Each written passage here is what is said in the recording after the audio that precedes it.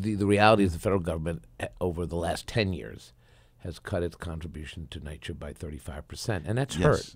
And we have to come up with a strategy to, as you said, get our house in order so we can go down there and get our fair share of the money we need to keep the vision alive.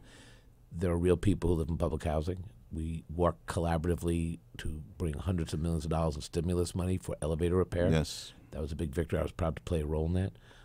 We need to recognize that people in public housing are New Yorkers who are the backbone of this city. Some of them have seen it all, through good times and bad, and they have a belief about this city. But if we can't make repairs, if we can't make the elevators run, if we can't repair buildings that now have been around for a very long time, then we risk a collapse of public housing.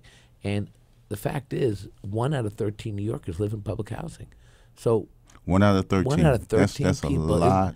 Think about it. And That's a lot, 650,000 yeah. people is a lot of people. There's a lot of people to ignore. There's a lot of people to mistreat. And part of the vision of public housing was to lift people up. So you had this apartment that you could afford, that you could raise your family, and that was the gateway to economic success. And it started with that apartment.